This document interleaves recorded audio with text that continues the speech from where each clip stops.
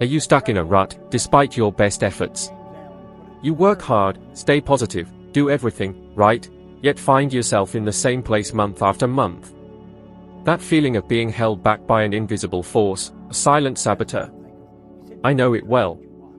For years, I blamed bad luck or a lack of talent. The truth? It wasn't my circumstances, it was my internal programming, my deeply ingrained mental models.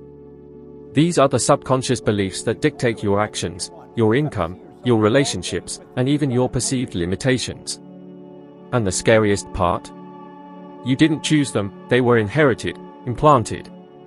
If you've been told money is dirty, success is for the lucky, or that you're not the type to achieve great things, your mental models will work overtime to keep you believing it even if you consciously desire a different life.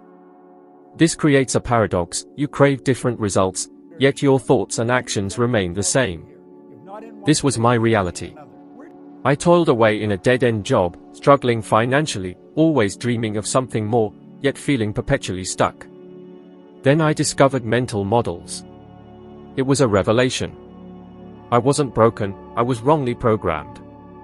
Shifting my focus from fighting the world to changing my internal landscape was transformative, but not easy. Every time I tried to advance, a wall of fear, a physical discomfort, a gut-wrenching dread would appear, whispering, "You can't. This isn't for you. Go back to what's safe."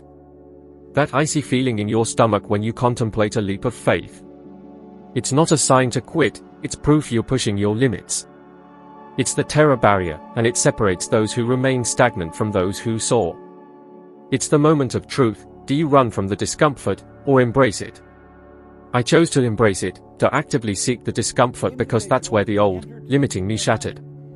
Each time I pushed through that fear, my mental model weakened, and my new normal, one of greater prosperity and freedom, grew stronger.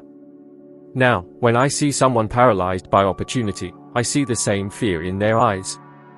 I ask them, will you let this old program dictate your future? The answer is always within them, but they must choose. They must decide to stop letting the past write their present. If this resonates with you, it's not a coincidence. You're not broken, your programming is outdated, and you can rewrite it. But change doesn't start with a new job or a new relationship, it starts within, with a decision, with courage, with self-awareness, and with the unwavering commitment to keep going even when the old you tries to pull you back. It will. But if you keep moving forward, one step at a time, you'll look back and say, that's when it all started to change. It can start today. The most significant transformation in my life began with something most people overlook: repetition. It's unglamorous, not instantly revolutionary, but it's the bedrock of change. You become what you repeatedly do. People crave magical transformations, overnight successes, but the mind learns through consistent input. What you repeat becomes your truth. Want wealth, freedom, health? Daily feeding your mind scarcity, fear, and doubt will manifest those realities. To change results, change the content of your mind and repeat it until it becomes automatic. For years, I absorbed negativity, that money is hard-earned, success requires a degree, that I had to settle for less. Even after delving into self-improvement, the old beliefs lingered, resurfacing after every inspirational book or seminar. The only way to uproot those deeply entrenched beliefs is to plant new ones, daily, in the same space. I created the habit of daily listening to specific audio programs, often the same recordings for weeks. The result? My thoughts shifted, my feelings changed, and my actions followed suit. I remember being in my car, heading to a meeting, and the old voice whispering, "You're not ready. They'll think you're ridiculous." But this time, a stronger voice countered, "You're capable. You're a problem solver. You're ready." That new voice, the product of consistent repetition, was my new program taking form. This isn't about a one-time listen or a social media share. It's about embedding powerful ideas until they replace the old ones. You learned your name, how to walk and talk, through repetition. Why would changing your life be any different? You're bombarded with negativity, the news, conversations, social media. You choose what fills your mind, or the world will choose for you, and it's usually not what propels you forward. My 6-minute a-day program was born from this understanding, a daily dose of positive reinforcement shaping a new identity. An identity is destiny. I saw this with Michael. Drowning in debt and fresh from a divorce, he was miserable in his job. He stumbled upon my work, tried my program, committing to daily listening for 90 days. At the end of those 90 days, he started his own business, not because he became an overnight entrepreneur, but because he saw himself differently.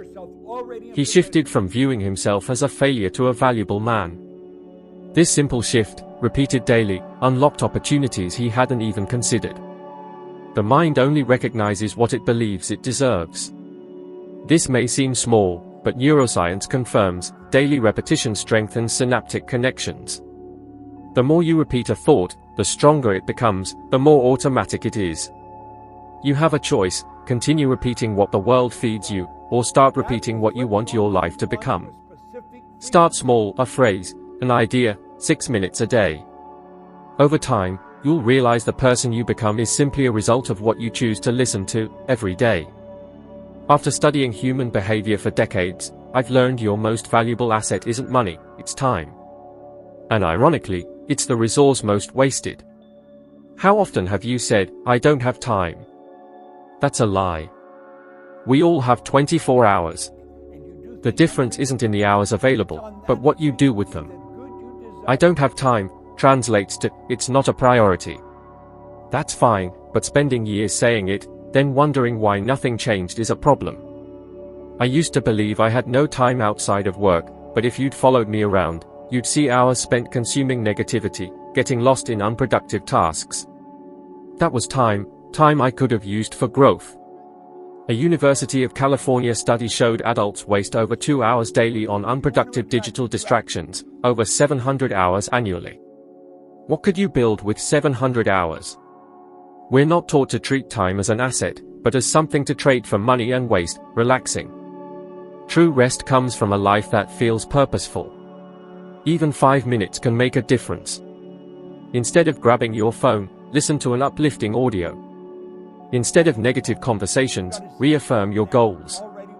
5 minutes shifts your day from autopilot to conscious control. That accumulates, shaping who you become, pulling you from inertia. I used to wake up late, frantic, scattered. I decided to wake up 6 minutes earlier to connect with something uplifting. It seemed insignificant, but my days gained direction, my mind clarity, my productivity increased. I didn't gain time, I stopped wasting it. Changing your relationship with time changes your relationship with life.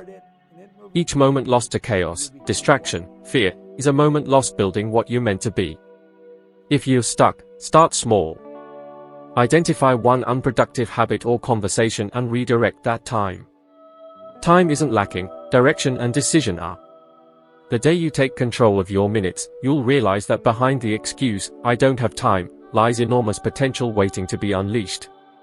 You will never achieve results beyond your self-belief. Your self-image, what you see when you close your eyes, is your reality's true thermostat. It dictates what you accept, reject, tolerate, and pursue. Most think results stem from effort, knowledge, and opportunity, but the root is self-perception. If you see yourself as limited or ordinary, that's what life reflects. You may achieve more temporarily, but without identity change, you'll self-sabotage and revert. I've seen it countless times: talented, intelligent people with weak self-images. They enter good relationships but act undeserving, start new jobs only to feel small and out of place. This isn't bad luck, it's self-limiting programming. Unlocking your potential, from cleaning rooms to building empires. We all have a story, a narrative we tell ourselves about who we are. It shapes our choices, dictates our actions, and ultimately, defines our reality. This isn't some mystical mumbo-jumbo, it's the simple truth of how our self-image impacts our lives. I remember a woman, a hotel housekeeper, who secretly listened to my messages while she worked. She wrote, expressing a newfound sense of self-worth, a realization that her life wasn't just about cleaning up other people's messes. 2 years later, she'd launched her own cleaning business. The sparkle in her eyes? It wasn't the money, it was the profound shift in how she saw herself. This isn't about your boss, your job, or your paycheck. It's about the invisible mirror of your mind. How often do you hear yourself saying, "I'm not good with numbers," or "I'm not a salesperson," or even, "I can't focus"? These self-limiting beliefs, repeated over time, become shackles, forging an identity that holds you back. They are not truths, but self-fulfilling prophecies, often rooted in childhood experiences. Remember being labeled stubborn, slow, or lazy. We internalize those labels, believing them without question. But here's the good news: just as self-image can be built, it can be rebuilt. It's the most important project you'll ever undertake. Because when you change how you see yourself, everything changes. Think about Jim Carrey. Before his mega success, he wrote himself a check for $10 million, dated 5 years in the future. He carried it in his wallet, constantly reinforcing the image of his future self. 5 years later, he landed a deal for exactly that amount. Call it coincidence, I call it internal consistency. He embodied the man who deserved success, and reality followed suit. This isn't a magic trick, though. It demands purpose, practice, self-awareness, and unwavering persistence. Treat yourself with respect, challenge those negative self-talks. Replace "I can't" with "I can, I will, I'm learning."